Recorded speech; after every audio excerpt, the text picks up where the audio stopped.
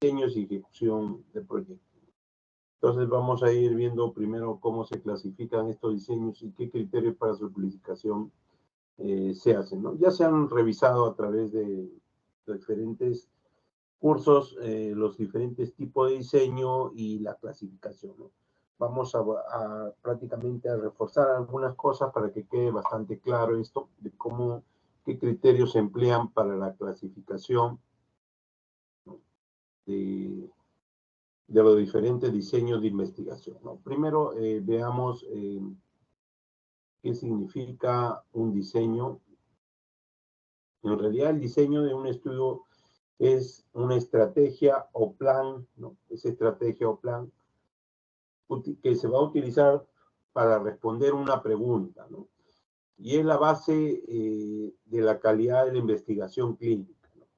Van a ustedes a tener diferentes estrategias, diferentes diseños cuando tienen una pregunta no respondida, un interrogante, algo que falta investigar, algo que falta conocer, ¿no? Puede ser de ciencia básica, ciencia aplicada, inclusive de tecnología, ¿no? Este diseño se refiere al plan o estrategia concebida para responder, por lo tanto, a cualquier pregunta de investigación, a cualquier problema de investigación, ¿no? Porque el problema se expresa a través de una pregunta de investigación. Para eso van a escoger ustedes un plan o estrategia. Por supuesto que para responder al problema de investigación van a haber múltiples estrategias, ¿no? Pues, y estos se van a ir volviendo más complejas a medida que ustedes deseen mayor fidelidad, mayor valor de su investigación o de la pregunta que quieren responder, ¿no?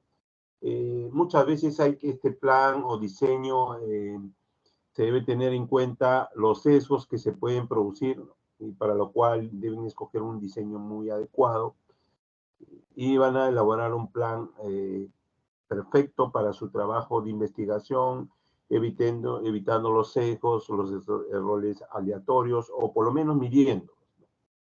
De eso se trata el diseño, ¿no? ¿Qué criterios tienen para escoger un diseño? En la primera etapa de la investigación es la pregunta y de acuerdo a la pregunta de investigación van a ver cuál es el diseño más apropiado, ¿no? Para responder o cuál es el diseño más confiable, ¿no?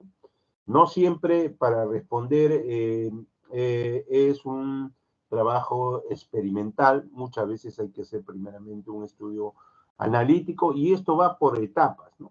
Por ejemplo, al principio, si no conocen una nueva enfermedad, ahorita, por ejemplo, tenemos una neumonía, una hepatitis eh, letal, fulminante en los niños, ¿no? Entonces están en esa etapa de fulminante, entonces básicamente el estudio, el diseño sería una serie de casos, ¿no?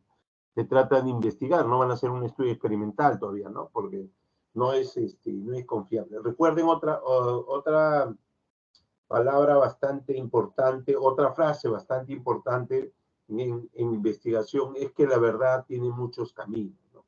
Por eso que pueden hacer diferentes diseños y van a llegar a la verdad, ¿no? Por supuesto que el diseño experimental es uno de los más elaborados, pero no siempre les va a ayudar a responder la pregunta, ¿no? Entonces, como le decían, de este caso de esta hepatitis fulminante que se está publicando, no sabemos todavía qué germen es el que está provocando esta infección.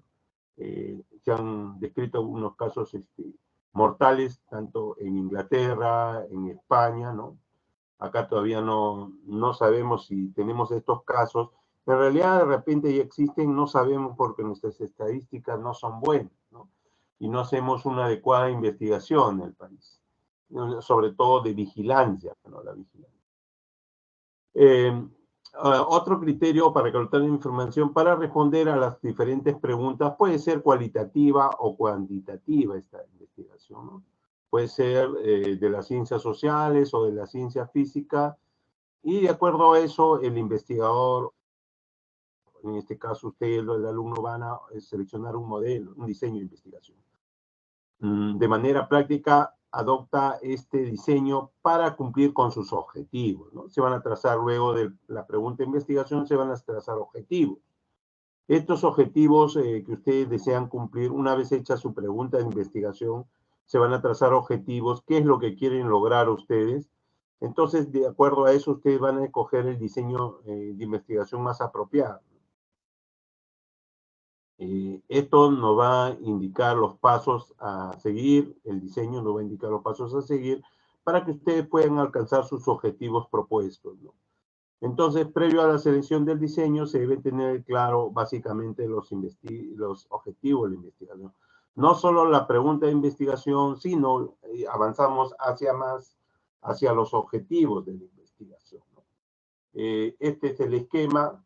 Primero tenemos la pregunta, luego el objetivo. Escogemos un diseño para encontrar una respuesta, ¿no? Eso es lo que tratamos, básicamente el esquema que debemos cumplir para escoger un diseño de investigación, ¿no?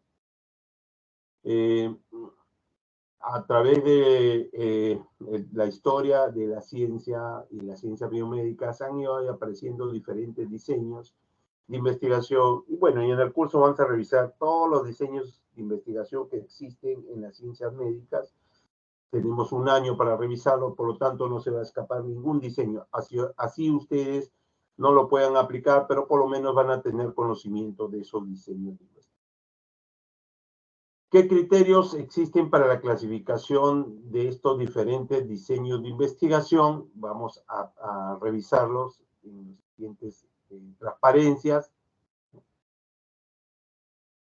Vamos a ver según la intervención del investigador, va a ser si el investigador tiene una participación o intervención activa, va a ser un estudio experimental o cuasi experimental, ¿no? La diferencia experimental y cuasi experimental tiene que ver con la aleatorización, que vamos a revisar más adelante, pero ya les voy mencionando que es la diferencia entre experimental y cuasi experimental.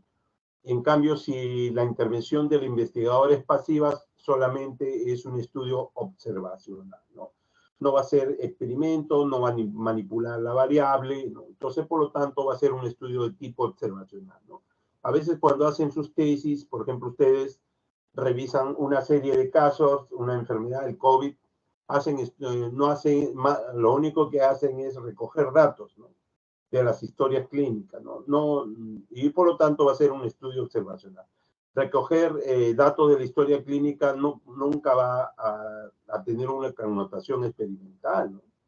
Ojo, ya esto les está limitando a qué diseño van a escoger, ¿no? La mayoría, por lo tanto, de los tesistas o de los alumnos hacen estudios de tipo observacional, ¿no? A veces se presentan casos poco frecuentes, entonces no hay intervención prácticamente del investigador más que recoger datos, ¿no? Y es, por lo tanto, su intervención pasiva, ¿no? Por lo tanto, va a ser un estudio de tipo observacional, ¿no? En cuanto a la direccionalidad, ¿no? Vamos a tener estudios de causa-efecto y efecto-causa, ¿no? O sea, vemos causa-efecto, ¿no? Estudiamos cuáles son las causas y luego vemos los efectos que van a aparecer mucho después del estudio, ¿no? Primero vemos las causas, ¿no? Y luego estudiamos el efecto, ¿no? Básicamente, para que tengan una idea, un clásico ejemplo de esto es cuando nosotros estudiamos factores de riesgo, que son las probables causas, y a través del tiempo vemos si el efecto o enfermedad aparece, ¿no? Entonces, eso sería un estudio de causa-efecto, y a diferencia de efecto-causa escogemos un grupo de personas que tienen un determinado evento, una enfermedad, un accidente o alguna entidad patológica y buscamos la causa probable que haya podido causar este efecto, ¿no? Básicamente un estudio de este tipo es el de casos y control, ¿no? Entonces tenemos más o menos este tipo de relación, pero no todo esto es así, de causa-efecto también puede ser no solo de corte, puede ser un estudio experimental, pero ya nos da una idea de qué tipo de direccionalidad está tomando y qué tipo de diseño se podría tratar. La otra característica es la temporalidad, ¿no? Que básicamente se refiere al periodo en que se capta la información, ¿no? Pueden ser prospectivo, retrospectivo y ambipectivo, ¿no? Prospectivo quiere decir que los datos va a haber un seguimiento y se van a ir recogiendo los datos en el futuro.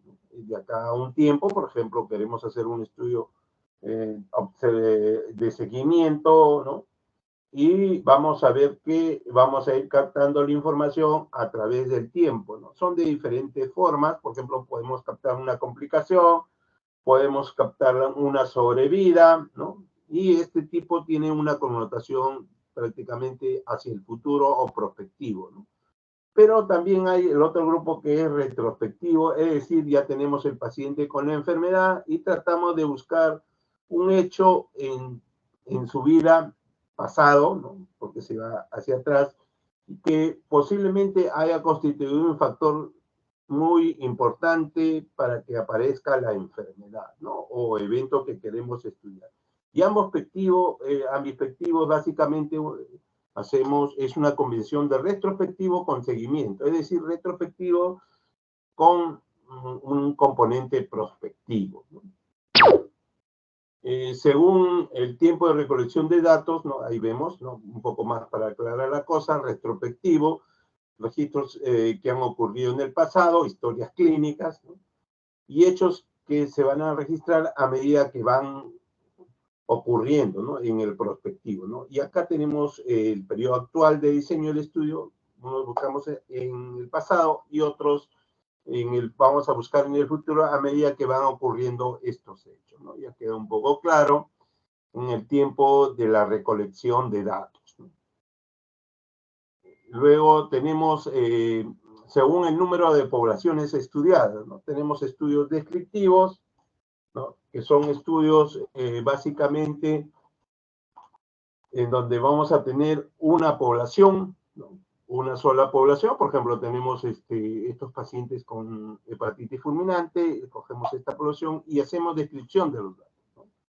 Y un comparativo cuando tomamos de 2 a 3 o 4 o más poblaciones. ¿Para qué? Con la finalidad de compararlas, en qué proporción tiene un evento que estamos estudiando, una variable que estamos estudiando, que aparezca una variable, que aparezca un endpoint, ¿no? Que aparezca en estas poblaciones para poder compararlas, ¿no? Entonces tenemos descriptivo cuando es una sola población y comparativo cuando es 2 o más poblaciones, ¿no? Y en cada uno vamos a comparar estos datos, ¿no?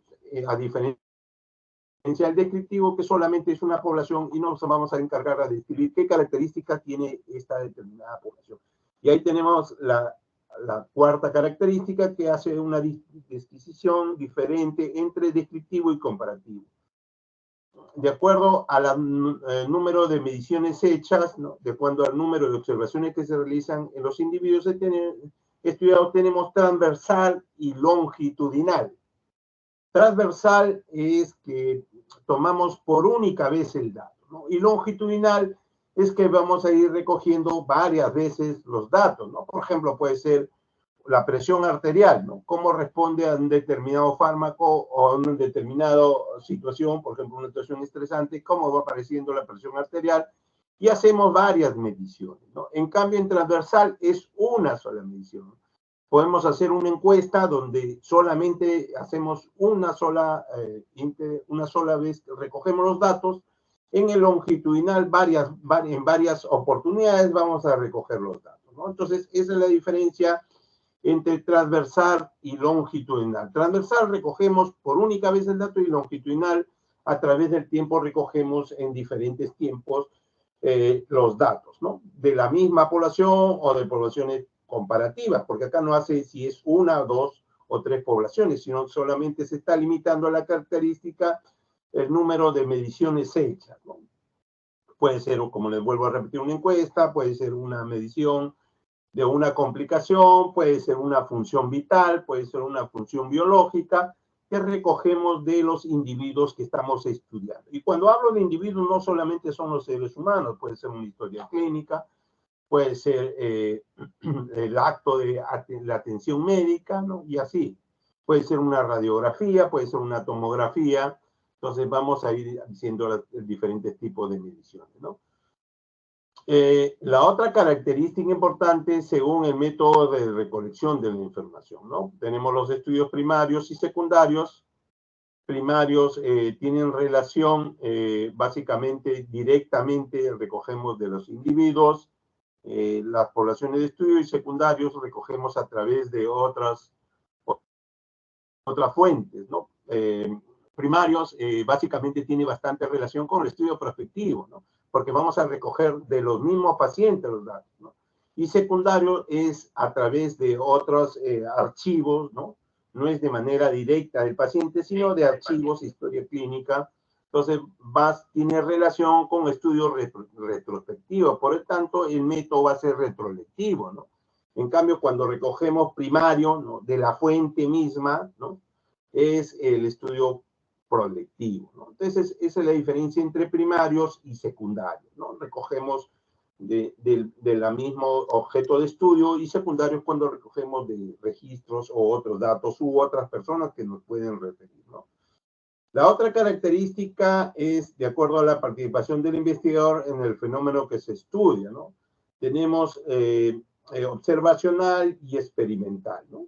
Observacional, que solamente observa, y experimental, que el investigador va a intervenir, ¿no? Entonces, esa es otra forma de clasificarlo, ¿no? Ya nos están permitiendo clasificar los diferentes tipos. Estas características nos permiten clasificar los diferentes tipos de diseños de investigación que tenemos, ¿no? Y acá un ejemplo de transversal y longitudinal en el tiempo. Transversal es una sola encuesta, por ejemplo, una encuesta de opinión, una encuesta del estado de salud en ese momento, ¿no? Por ejemplo, una prevalencia puntual. Y longitudinal es a través de un periodo de estudio, ¿no? Esa es básicamente la diferencia entre transversal y longitudinal de manera gráfica, ¿no? Y acá, para que quede un poco claro, de causa-efecto prospectivo, de efecto-causa retrospectivo, ya le he mencionado sobre esto, pero para que quede un poco más claro, transversal, miren, una sola medición, y acá longitudinal, en este caso de este gráfico, tenemos 3 mediciones, ¿no? Para que quede y aclarar los conceptos, ¿no? Y acá tenemos una combinación, ya cuando hacemos un poquito más complejo la clasificación, hacemos un poquito más complejo la clasificación de los diseños de investigación, donde vamos a combinar la asignación aleatoria con la manipulación de la variable. Ya les mencionaba de experimental y cuasi experimental. Cuando hay una asignación aleatoria, va a ser y se manipula la variable, va a ser un estudio de tipo experimental, ¿no? Si se manipula la variable, pero no se hace la asignación aleatoria, va a ser un cuasi experimental. Si en ambos casos no hay asignación aleatoria y no hay manipulación de la variable, no asignación aleatoria, y no manipulación de la variable, va a ser un estudio de tipo netamente observacional, ¿no? Esto nos permite la combinación de 2 características y hacer una clasificación más puntual de los diferentes diseños de investigación con los que se cuenta las carreras médicas, ¿no? Acá hay otro tipo de clasificación que va a permitirnos, según el paradigma aplicado, cualitativo y cuantitativo, ¿no? De los diseños, ¿no? Cualitativo tenemos básicamente la investigación que la mayoría estamos haciendo, la cuantitativo, y cualitativo tiene que ver con la antropología, con la psicología, ¿no? Se hacen más que todo, hace una caracterización. En cambio, en el cuantitativo vamos a tratar de medir siempre, ¿no? El número va a ser nuestro aliado en el cuantitativo, y la mayoría de investigaciones experimentales de vacunas básicamente se basan básicamente en los estudios, son de tipo cuantitativo, ¿no? La otra característica, según el área donde proceden los participantes, vamos a hacer estudios clínicos, es decir, y estudios basados en la comunidad. Estudios clínicos básicamente son en los establecimientos de salud, ¿no? Pueden ser hospitales, hasta pues, centros médicos de nivel 1, ahí también se denomina estudios clínicos porque se hace dentro de un establecimiento de salud, y los estudios basados en la comunidad, ¿no? Vamos a revisar, ir a las casas por casa, vamos a ir a los diferentes distritos y vamos a hacer estudios poblacionales, básicamente, ¿no? En cambio, los estudios clínicos se hacen en instituciones que dan tratamiento, no solo públicos, sino también privados, ¿no? Hay estudios que se hacen en estudios privados, en centros privados, y se hacen básicamente este tipo de estudios, ¿no? A diferencia de los estudios poblacionales que se realizan en las propias comunidades, ¿no? Ahí tenemos también el grupo de acuerdo a la manipulación de las variables. No se manipulan las variables, se manipulan las variables, ¿no? Ahí también hay este tipo de clasificación, pero también que tiene que ver un poco con la experimentación, ¿no? Según la profundidad, esta es una clasificación un poco más antigua, tenemos estudios, son exploratorios, son estudios descriptivos, son estudios correlacionales y son estudios explicativos, ¿no? Ese según la profundidad. Exploratorios es un estudio exploratorio inicial, un estudio descriptivo, vamos a describir ya con mayor profundidad. Vamos, correlacionales, tratar de correlacionar las variables de estudio, ¿no? Un poco más profundo que el descriptivo, que solo describe, y explicativos va a ser un estudio que trata de explicar estas correlaciones, ¿no? Más o menos, esto es de acuerdo a la profundidad, ¿no? Y acá vemos este tipo de clasificación donde tenemos el descriptivo, correlacional y experimental, ¿no? Es el experimental básicamente es el explicativo, ¿no? Es uno de los explicativos, pero también está dentro de este grupo los estudios analíticos, ¿no? Y ahí tenemos el descriptivo correlacional, ¿no? La artificialidad va a ser alta, media y baja en el descriptivo.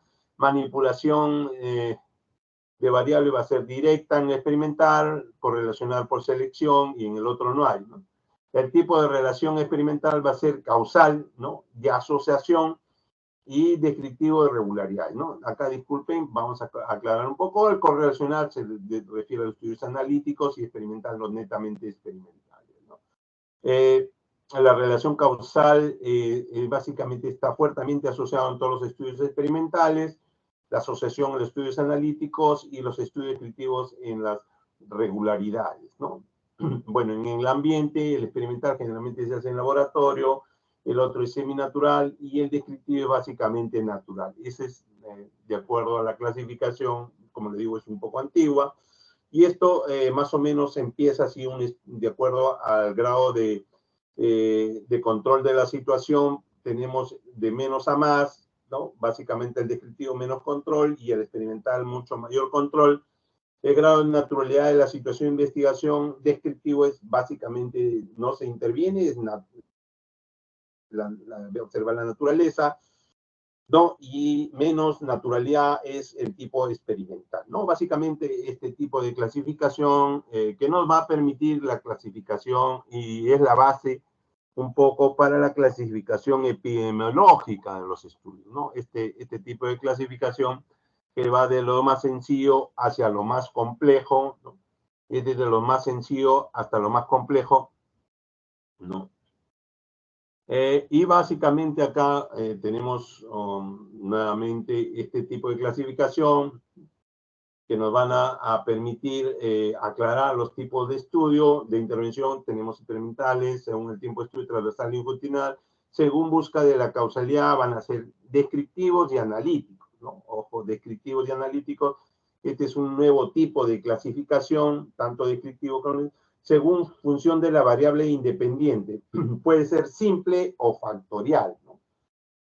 Básicamente simple cuando es una sola variable independiente y factorial, es decir, muchos factores, por eso que de ahí viene su palabra factorial, cuando la función de la variable independiente es de tipo factorial, ¿no? Vamos a ver posteriormente, cuando hagamos diseño por diseño, vamos a ver que hay un diseño de tipo factorial, ¿no?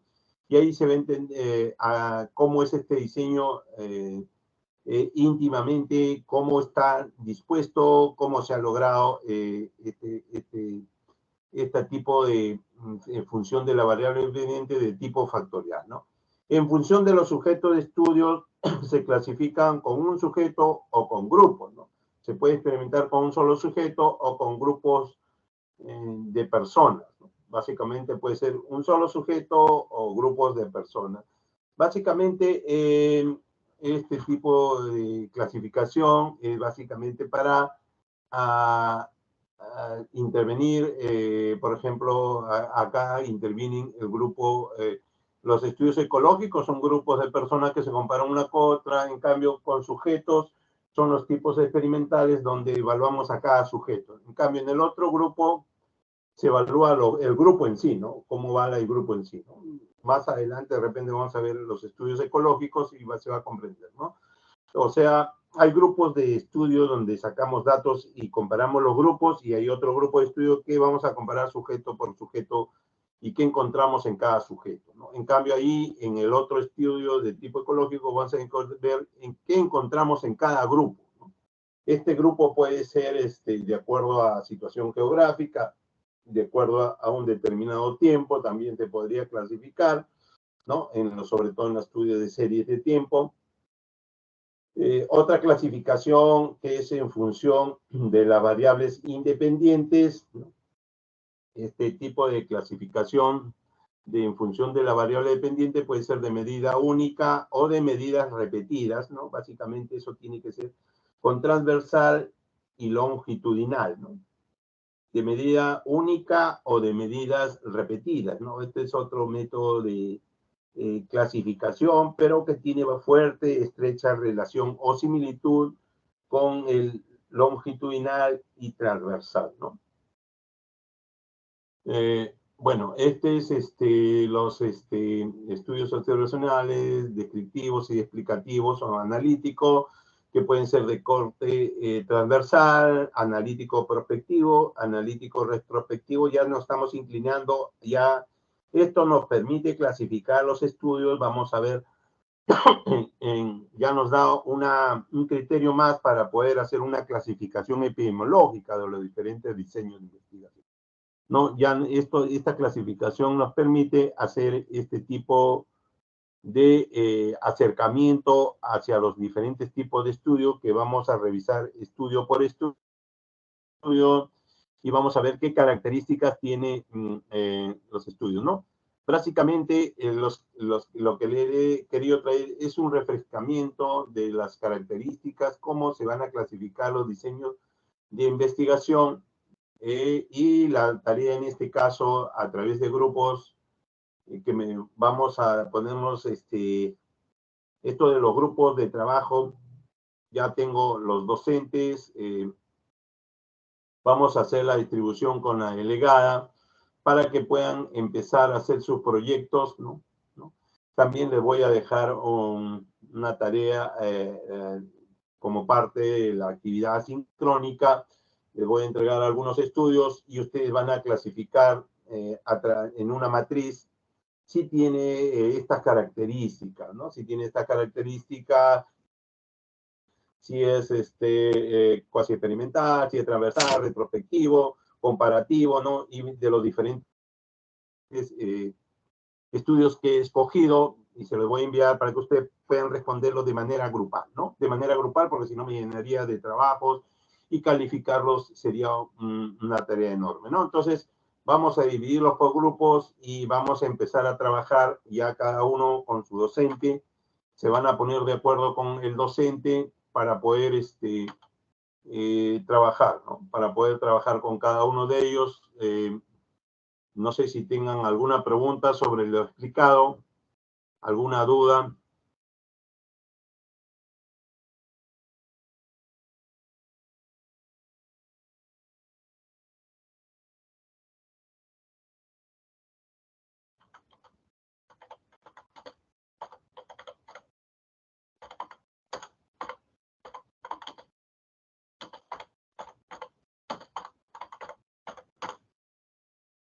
La próxima clase va a haber una pequeña evaluación después de la